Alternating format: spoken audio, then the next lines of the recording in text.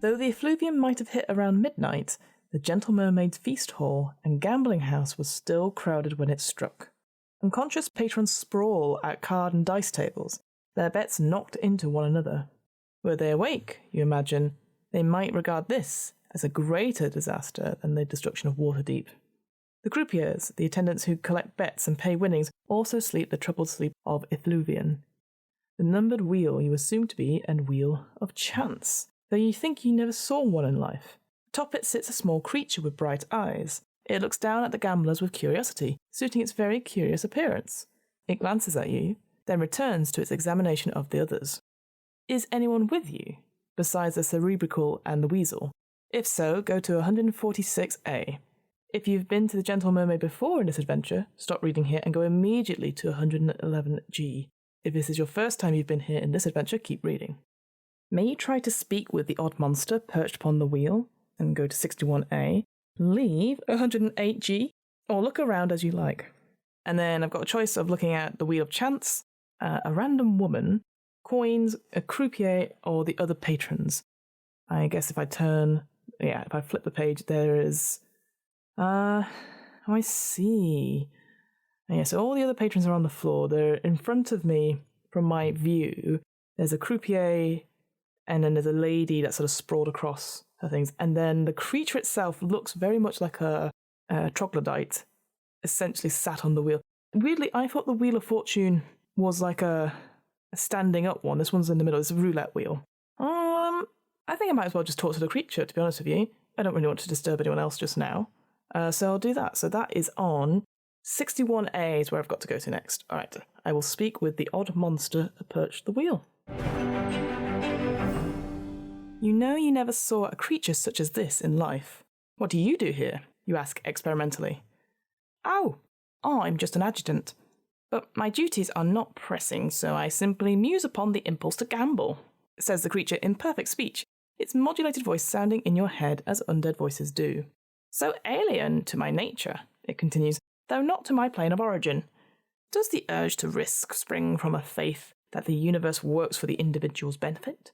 Or is it to merely add zest to an otherwise humdrum life?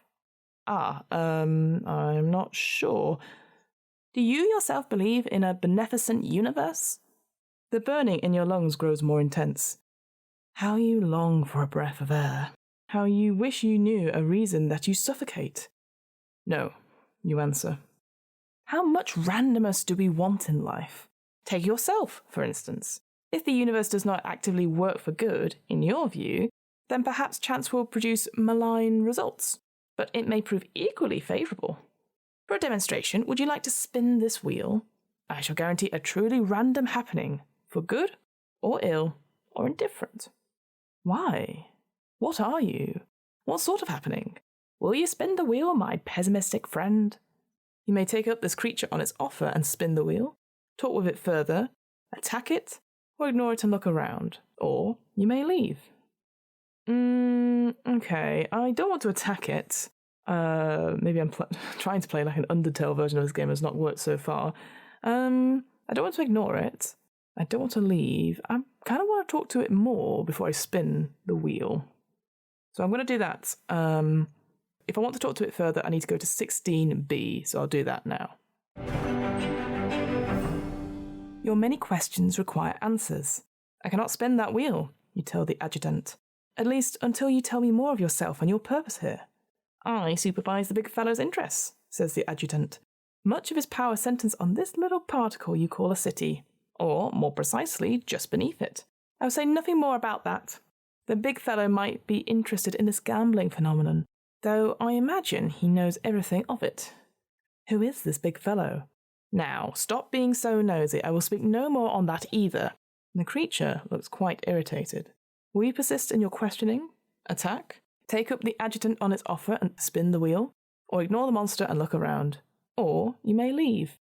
If the creature looks irritated, I don't want to push that, because that could be quite bad for me in the long run. What big fellow, though? That's kind of worrying, big fellow. I suspect that's not necessarily one of the liches. It's probably someone I've not met yet. Or it could be the hero in the Hall of Heroes. Perhaps, maybe. I think it's someone I've not met yet. But I think, let's leave it to chance. Let's go spin the wheel, take it up on its offer. So I now need to go to 116A. I have many questions, you tell the adjutant. But if it will satisfy you, I shall spin the wheel. Oh, fine, excellent, most fine indeed, says the monster, leaping onto the betting table and clapping its various limbs together. Give it a whirl, madam. You pull hard on the nearest side of the spoked wheel, and it makes a whir and a blur as it spins. What sort of event will occur, you ask? The creature makes no reply.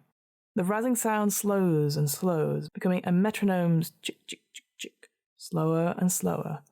Chick, chick, chick. The wheel stops. Travel, the adjutant says, and the casino disappears. Oh, fuck.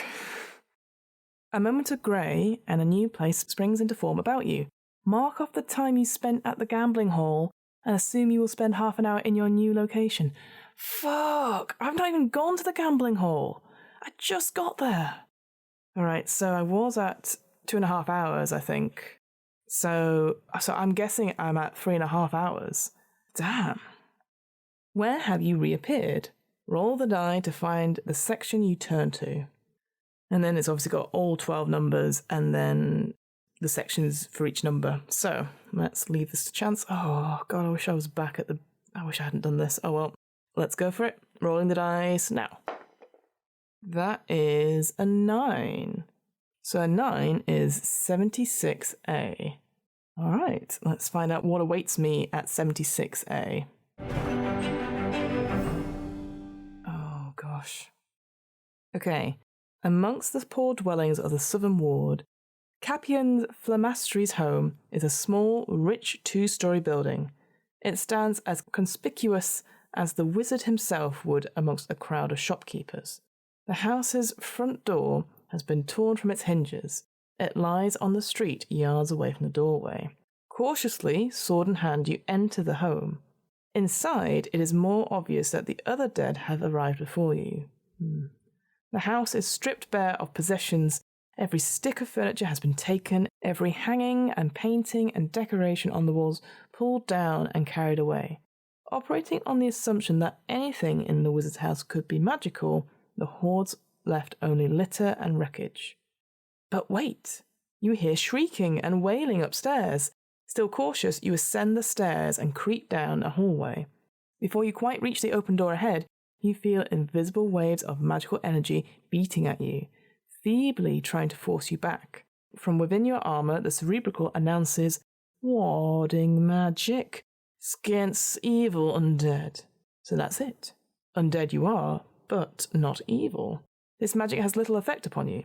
Or, you realise as you reach the doorway, upon the ghosts. This study is lit by a brazier standing atop a tall bronze tripod, and the light illuminates a scene out of a nightmare. At this room's centre is an elliptical, unbroken line of chalk, a wizard's protective ward. Outside it, beings of horror circle, screaming.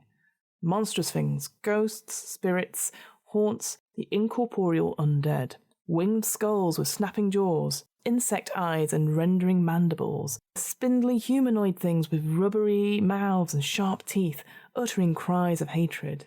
The two targets of their hate stand within the protective ward. One, a tall, thin man wearing traditional wizard's robes, brandishing his staff desperately against the intangible enemies. The other, a girl of perhaps 16, has an ingenue innocence in her features. Bugh. She wears the practical garb of a wizard's apprentice, and an expression of terror. Given the magical equipment at their feet, you suspect they were engaged in potion research when the effluvian hit. Their protective ward, intended to confine the magical accidents to the boundaries of their own area, served instead to fend off the effluvian's attack. Their life spirits still glow brightly. But how long can the ward last? Again and again the spirits hurl themselves at the invisible barrier protecting the two humans. With each attack they seem to penetrate a nail's breadth farther into the barrier. Soon they will break through. To rescue the wizard and the apprentice, the only two humans you've seen awake in Waterdeep, you may attack the ghosts, try to chase them away, or try to persuade them to depart. If you merely stand aside and watch what happens, go to 122E. To depart, leaving the humans to their fate, go to 65E, or you may look around. And then there's options to investigate the chalk circle, the wizard's staff, the wizard's flask, apprentice amulet, mortar and pestle, small sacks, brazier, and tripod, and furnishings in the room. The picture's pretty cool. Wow. It's, I'm not happy with the description of the girl of 16. She definitely looks older in the picture. So I'm not happy about it. But of course, I want to rescue them. They might be able to help me. I'm back up to full hit points. So I should try and fight the ghosts. I don't know if chasing them away will help, or persuading them to depart. I tell you what, I'm going to roll for it, because I feel like the easiest way is to try and kill them, but I don't know how many of the ghosts there are. That is an issue. But I do feel like trying to chase them away might work, but it might not seem like I'm helping to the wizard and the apprentice, or I could try to persuade them to go, that might help, but then again, they don't. So that's the chances. So I'm going to say 1 to 4, combat, 5 to 8, chase them away, and then 9 to 12, persuade them. Oh, that's a 9. Okay, we'll try and persuade them.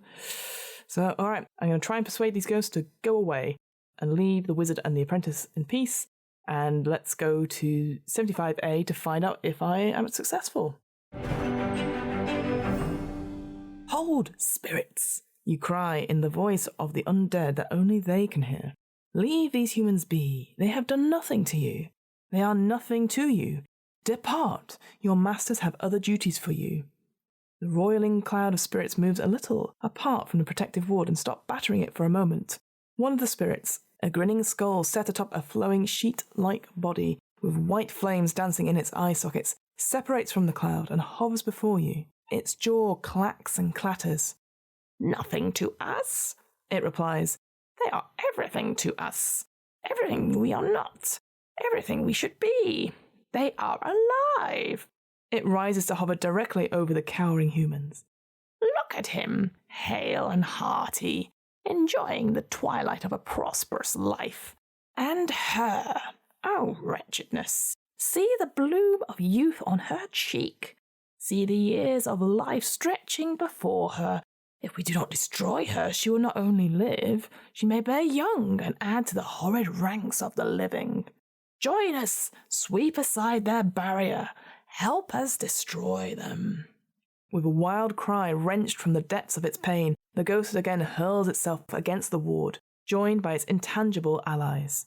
You'll get nowhere talking to these lunatics, says the weasel. Return to 76A and choose again. Bugger.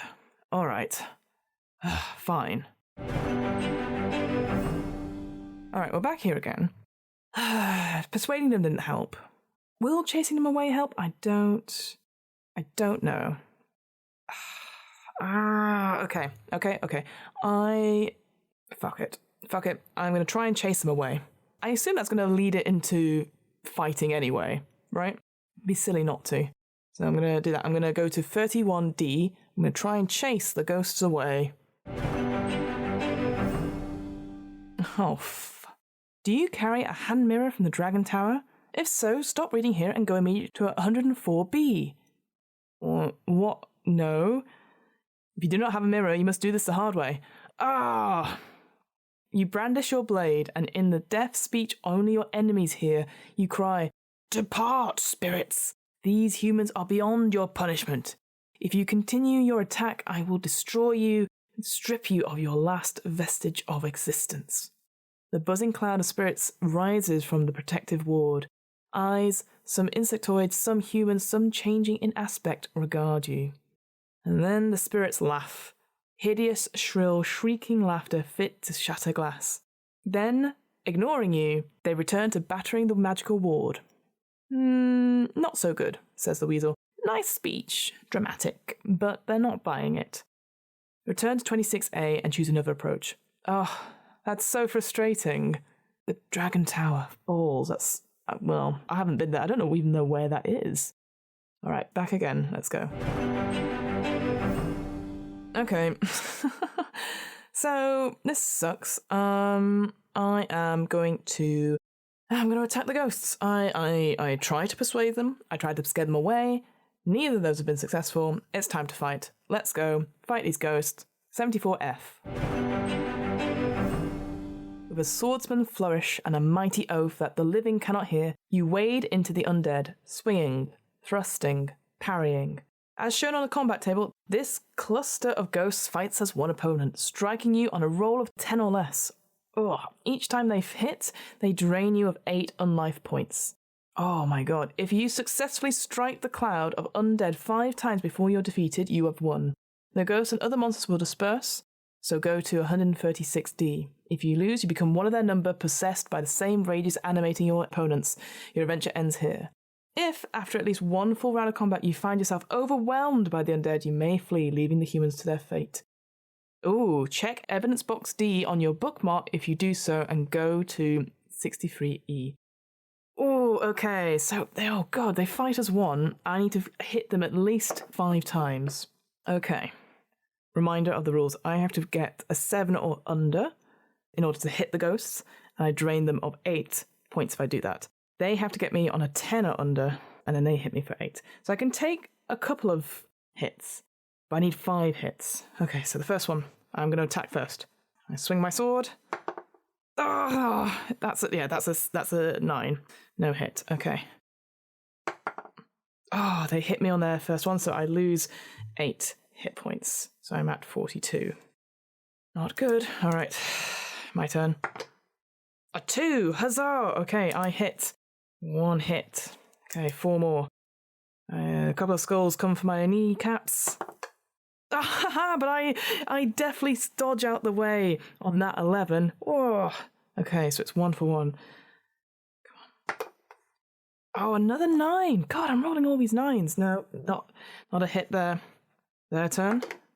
Oh, balls. That's a 2. So that's another 8 points of damage to me. So now I'm on 36. That is another 9. Damn it. Oh my god, I rolled so poorly. Okay, so I still only hit once. They've hit twice. Their turn. Oh, that's another 11. They come for my other kneecap and I switch out the way. Whoa. Aha! Oh, I thought that was another 9. No, it is a 6. So I hit them again. 2 hits, 3 to go. Their turn. Oh, I rolled a 12. Whoa. They are all surrounding me at this point. They're going for all my different limbs, and I'm just wailing on them. Come on. 4. Yes. 2 more to go. So I've hit them 3 times. Their turn. That is a 6, unfortunately. They hit me. So that is it's about 28 hit points. It's all right. I've got this. Okay, come on. 7 or under. Oh, it's an 11. Okay. Their turn. Oh, that's a 9. Damn it. They hit me again. So that is, I'm at 20 hit points. Oh, no. Okay. We'll reassess. Once this is done. Okay, my turn. Come on, I got to get 7 or under. Oh, 4. Okay, I might be in this. I've got 4. I need to do 1 more hit. But it's their turn. Come on, roll a 12. Oh, God, that's a 1. Okay, I'm on 12 hit points. Oh, okay, I can take 1 more hit. Come on. Okay, 7 or under. My final chance. I'm feeling weak. That's 3. Holy shit, I've done it. Oh, my heart was going there. On 12 hit points, severely weakened. I just get my magical sword and I just helicopter it around my head and then a huge slashing motion as they fall down. Oh, God. Oh. This is actually quite intense, dice rolling like this. Oh, my goodness. Okay. I don't even remember what page I was on. I can look it up in a second. Okay, so they disperse. I go to 136D. Let's go. I've rescued the wizard and the apprentice. Ba, ba, ba, ba. Your sword tears through the ghosts in immaterial flesh, destroying them one by one. As you drive them back, small magical bolts of energy erupt from the protective circle, annihilating still more spirits. The wizard and his apprentice are helping you. Moments later, most of the spooks are destroyed, the rest fleeing, still screaming. You turn to face the living. By their expressions, hope and gratitude warring with doubt and suspicion. They don't know quite what to make of you. Do you have a speaking stone? If so, go to 11A. If not, go to 42B. I do have a speaking stone. I got it when I went to the house in the North Ward. Ah! This is so exciting. I genuinely can't believe it. Oh, I feel I'm getting somewhere. This is brilliant. All right, let's go. I have the speaking stone. I'm Shalara, and this is my master, Capian Flammaster, the young apprentice says, wonder in her voice. Ugh. Do you understand me? I do. She continues, we are preparing a potion of giant strength at the last midnight. Then these awful hordes of ghosts broke in. We were protected by our wards, but no one else has come to save us, so we've had to resist them alone all this time. It has been terrible. Where is everyone? Not pausing for an answer, the breathless apprentice speeds on. What's worse, Master Capian has been, afflicted by a side effect of the potion preparation. His mind has gone a little, astray. It happens sometimes. The wizard says succinctly, Khazar Ephraim's Gork. It's a good thing I can translate, says Shalara. Master wants you to tell us who you are, and what you are, and why one of the undead fought against others to save us. My name is not important, you tell her. Classic. It might be if you remember, of course. I seek the pieces of the Staff of Waterdeep, not to aid the undead that blight the city, but to destroy them. Wide-eyed, Shalara stands on tippy-toe to whisper at length into Capian's ear. He nods abruptly and looks to you, though doesn't seem to focus on you, and makes a simple mythic gesture. A pure yellow glow passes from his hand into you, and back into his hand in a blink of an eye. You feel nothing, but he nods, satisfied. Taking a deep breath, he announces loudly, Gabingo Chowmesh Ha Ha Abrogate Zibmak. Master says you speak the truth, Shalara translates. I hate to tell you this, pipes up the weasel, but that's pure gibberish. He's nutty as a pecan cake. Capian continues, gesturing at the room's wall, at the ceiling, at his nose, and at his left eye. Zororaston, Bolongo, Kaf Krongingnol, and the spleen. Smiling, Shalara again translates. Master says you're as nutty as a pecan cake because you speak to imaginary rodents, but that your heart is pure. If you save our lives, he will give you the piece he provided to Kelben for the Staff of Waterdeep. Imaginary? The whistle splutters. What imaginary? You hear me, you hear them. What's the difference?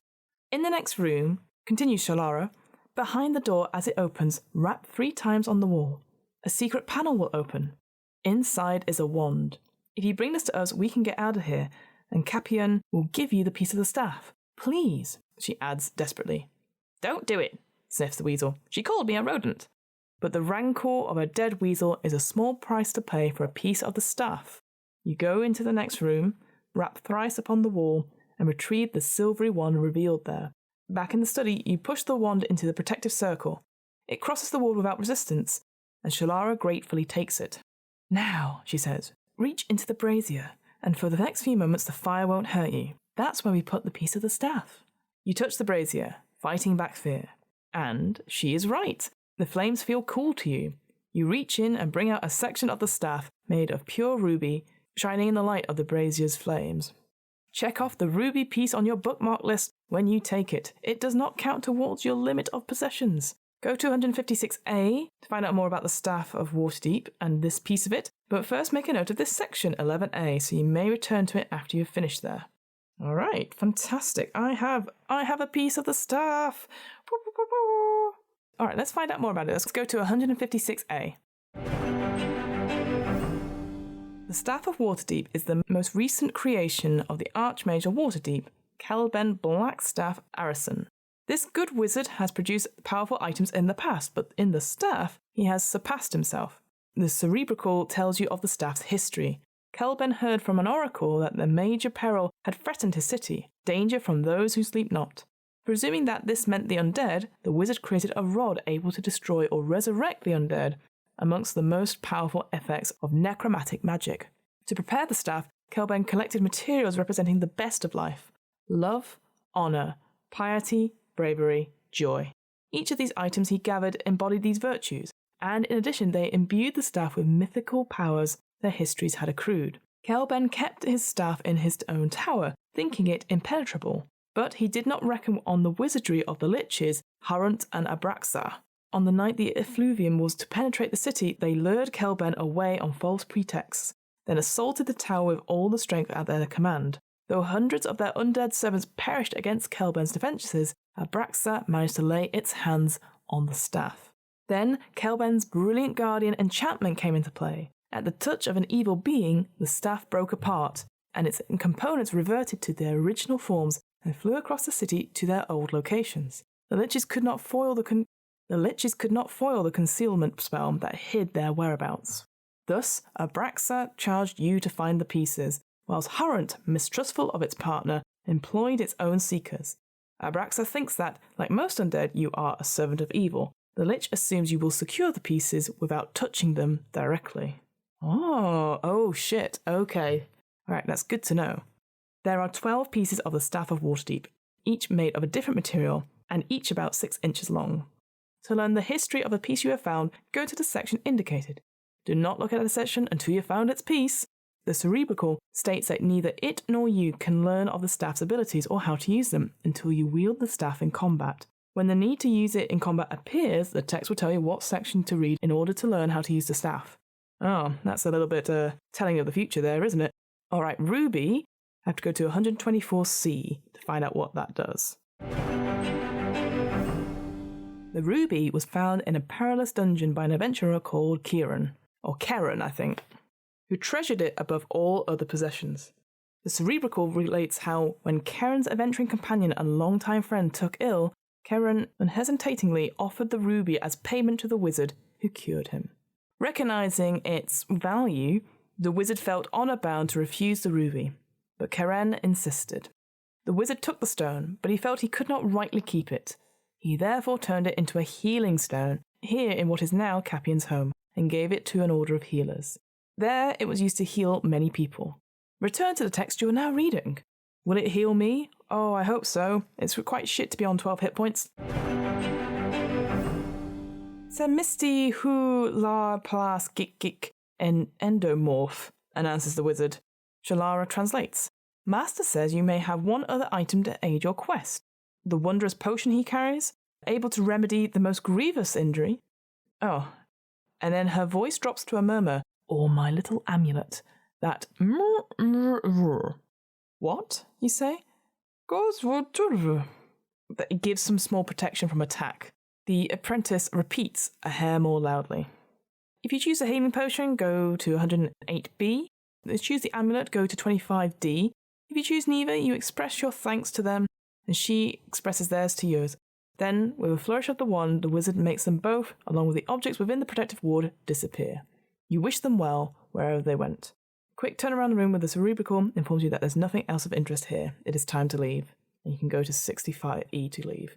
Well, I feel I don't want to... Why would I want to steal her amulet from her? I mean, I could do with not being hit as much, but unfortunately, I've really suffered a lot from that thing, so I'm going to take the health potion. That's 108B. The flask, you say. The wizard, agreeable, unhooks it from his belt and tosses it to you. You express your thanks to them, and she expresses theirs to yours. With a flourish of the wand, the wizard begins an incantation, and then suspends it, suddenly looking at you strangely. Kaflango machiloto Faraday seizure, he announces. Oh, says Shalara. Master has just remembered that you are one of the living dead. He says the potion will harm you if you drink it, so don't. But you can give it to a living person and it will help them. Then Capian finishes his gestures, causing them and all the objects within the protective ward to disappear. You hope that the destination is beyond the effects of the effluvium. You may take the flask with you. It counts as a possession, of course. If you take it, mark it on your sheet and then write 47G next to it. If you decide to drink it, note the section you are on, then go to 47G to see the results of the potion's use, and then return to your current section. A quick trip through the room with the Cerebrical informs you there is nothing else useful here. It is time to leave. Go to 65E. Well, that's annoying, but at the same time, maybe that help potion can help me in other ways. Balls. It's so frustrating. I need to be healed. You depart this sad scene, descending to ground level and leaving the home of Capian Flowmaster behind. Mark off your time here if you haven't already. A tavern that interests the cerebral, the Full Cup lies within half an hour's walk in the Southern Ward. To investigate it, go to 84A. If you don't want to find out why the tavern interests the Shrunken Skull, go to 82A to pick another place to visit. Now, I remember now, because I might have listened back to an earlier part of this, I wasn't supposed to give the Shrunken Head alcohol. So that's a bit cross-making, but at the same time, I shouldn't leave anything untouched, right? I can go to the Full Cup. If it's rubbish, I can leave, so that's no problem. So I will go to the Southern Ward, I will go to the Full Cup and see what's there. So in order to do that, I need to go to 84A. I'm now at 4 a.m. in the morning. I think I've got enough time, so I should be okay. Reaching the corner of Coach Street and Carter's Way, both of them, by their smells, fully justifying the allusion to horses, you choose to enter the premises of one of the Southern Ward's seediest taverns, the Full Cup. You must have seen hundreds like it in life. At least, you think so. You don't remember. A scarred bar stands against the wall, racks and rows of bottles behind it, stools lined before it. All around the tavern, living human patrons lie slumped, felled by the effluvium, in positions not so different from those of drunkenness. Many tables and chairs have been smashed as if in a fight. Check the time on your bookmark. If it is between 6 a.m. and 7 p.m, now go to 140D. If it is before 6 a.m. or after 7 p.m, keep reading. Oh, balls. It's before. Okay. A fight is in progress, the type of tavern brawl every adventurer sees during their career, but this one is different. 4 ghouls, the ragged corpse eaters of the legions of undead, are locked in combat with what can only be a vampire, one of the aristocrats of the undead.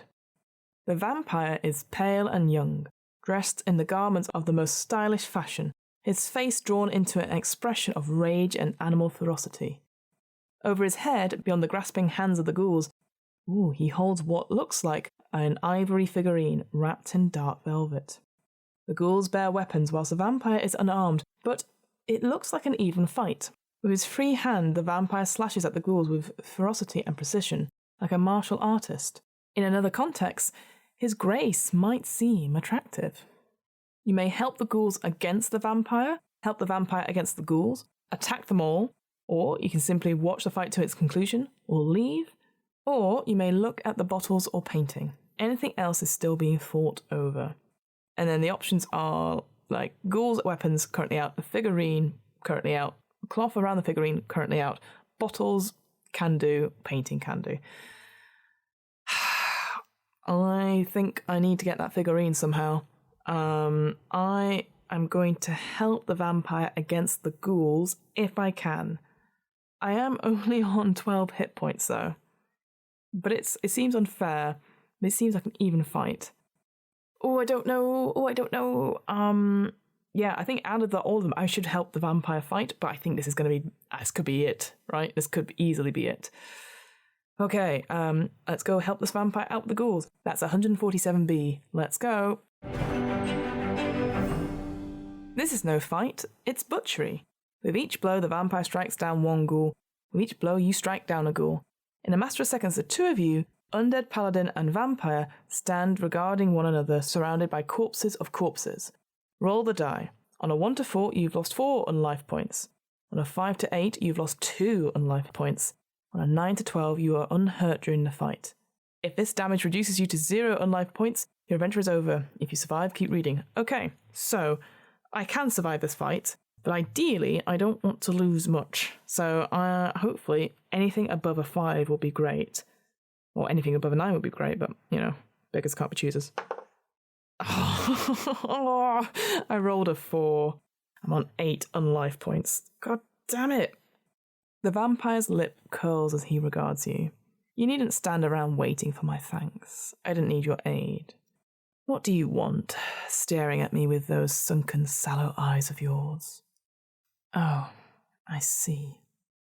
He clutches the velvet-wrapped ivory object closer to him. May not have it. It is mine. Go find your own. He is careful not to touch the figurine with his hands. The velvet cloth is wrapped carefully around the figurine. Ooh, it's a piece of the staff. You can't touch it, he can't touch it, whereas I can touch it. Okay. Will you ask the vampire about his bundle, attack, or ignore him and look around? Well, I don't want to attack him. I won't win. I will ask him, and then I'll leave him. I'm in no position to fight. I did just help him, just saying. But yeah, 56A, I'm going to ask about the bundle. What is that figurine, you ask? Why are you so protective of it? The vampire smiles a smile of pure vanity. This, he says, holding the figurine aloft, is a piece of a powerful device called the Staff of Waterdeep. I doubt one of your station has heard of it. I'm doing a favour for Harant, a being of great power. Harant seeks the staff for his own amusement, and he said that one of the pieces was ivory. I suspected where to look for it. You see, in life I knew an ivory carver, an artist of the old school. My family commissioned work from him while I lived. That must have been centuries past now. Has time fled so fast? But I digress. I recalled that the artist had done a figurine of the goddess Lyra, regarded as his masterwork. I might have purchased it myself had I not been lifted into life about that time. Instead, it went to a temple nearby. As the staff's creator is a mage of discriminating tastes, I imagine he would choose this statuette for his staff. Of course, I imagined correctly. It's a rare piece of information, the sort that only one born and bred in high society would know. Harant, for all his power, has not the sophistication one needs for such tasks such as this. It didn't take long for me to find the thing, but as I was leaving the temple, those loathsome peasants assailed me, as you saw. They thought they might acquire glory through serving Harant, but glory finds those who merit it.